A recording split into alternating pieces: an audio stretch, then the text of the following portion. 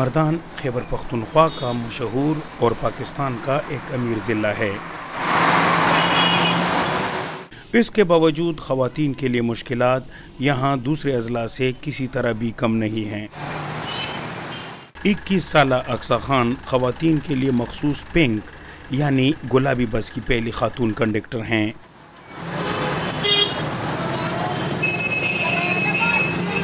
پہلے فیمیلز جو ہے وہ جایا کرتی تھی، نہ بس میں جایا کرتی تھی، وہ چینجز میں سفر کرتی تھی تو وہ ہراسمنٹ کا بھی شکار ہوتی تھی لڑکیاں۔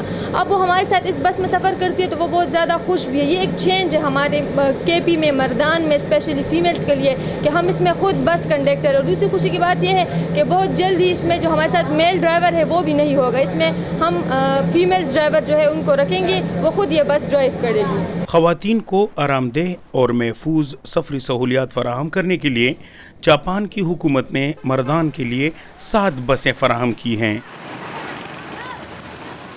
مردان میں ان بسوں کے 15 مخصوص اسٹاپ بنائے گئے ہیں تاکہ خواتین کے لیے سفر کرنا آسان ہو۔ اقصیٰ بس میں سفر کے دوران سواریوں کو اس بات پر آمادہ کرتی ہے کہ وہ دیگر خواتین کو بھی پنک بس استعمال کرنے کی ترغیب دے، کیونکہ وہ چاہتی ہیں کہ خواتین کی یہ بس سروس ناکام نہ ہو۔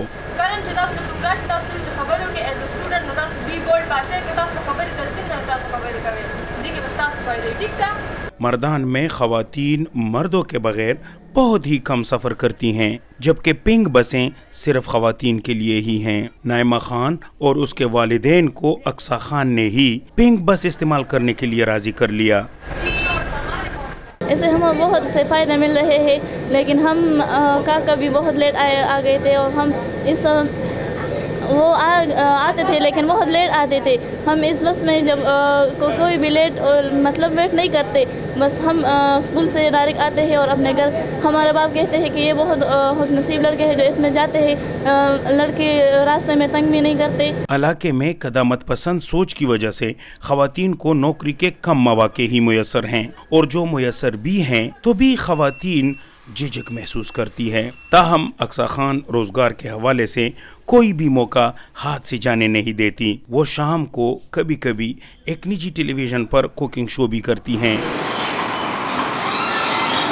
ہمارے معاشرے میں اور ہمارے یہاں جو ہے عورتیں وہ ٹی وی چینلوں پہ نہیں جاتی، وہ وہاں کام نہیں کر سکتی۔ تو میرے تو یہ سب سے اچھی بات یہ ہے اور یہ میری سب سے ایک زبردست اپرچونٹی ہے جو مجھے ملی ہے۔ اگر میں یہاں کچھ سیکھ سکوں تو آگے میں دوسری چینلوں میں جا کے کام کر سکتی ہوں، تو میرے لیے ایک زبردست اپرچونٹی ہے۔ اقصیٰ میٹرک پاس ہیں اور وہ سمجھتی ہے کہ ان کی تعلیمی قابلیت کم ہے، لیکن وہ اسے اپنے لیے رکاوٹ نہیں بننے دے رہی۔ وہ چاہتی ہے کہ وہ نوکری کے ساتھ ساتھ اپنی تعلیم بھی جاری رکھیں۔ ریحانہ شکیل اقصیٰ کی والدہ ہے اور وہ اس کے لیے ایک رول ماڈل ہیں۔ وہ کہتی ہے کہ اس معاشرے میں کسی طلاق شدہ خاتون کے لیے بیٹیاں پالنا مشکل اور کٹھن ہے۔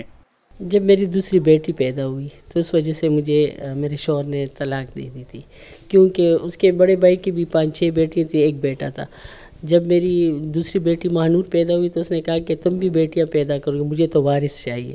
میں نے کہا یہ تو اللہ کے کام ہے، اللہ بیٹا بھی دے، نہیں مانا۔ مہنور 40 دن کی تھی جب میری ڈیورس ہو گئی تھی۔ تو پھر آپ نے کیا فیصلہ کر لیا؟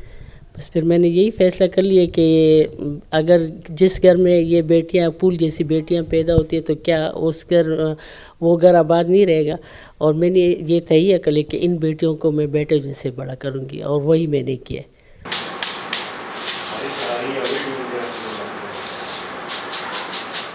اقصیٰ کے خاندان نے ریحانہ شکیل کے ساتھ تعلق اس لیے ختم کیا کہ وہ نوکری کرتی ہیں اور سوشل میڈیا پر اپنی تصاویر شیئر کرتی ہیں۔ مہنور اقصیٰ کی چھوٹی بہن ہیں اور عوامی ورکر پارٹی مردان کی جنرل سیکرٹری ہیں۔ وہ سوشل میڈیا پر متحرک ہیں۔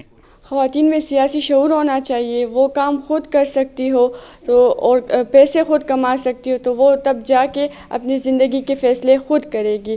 اور ہمارے پشتون معاشرے میں عورتوں کو بہت مشکلات ہوتی، وہ جب خود کمائے گی تب اس کو کوئی مشکلات بھی نہیں ہو سکتی، تب وہ آگے جا کے سب کچھ کر سکتی ہے، اور ہماری پشتون عورتوں کو یہ کرنا ہوگا۔ اس کنبے میں شامل ماں اور اس کی 2 بیٹیاں قدامت پسند معاشرے کے تمام سخت گیر اصولوں کی باغی جانی جاتی ہیں، لیکن اس کے باوجود وہ خوش و خرم زندگی گزار رہی ہیں۔ مدثر شاہ، DW مردان پاکستان.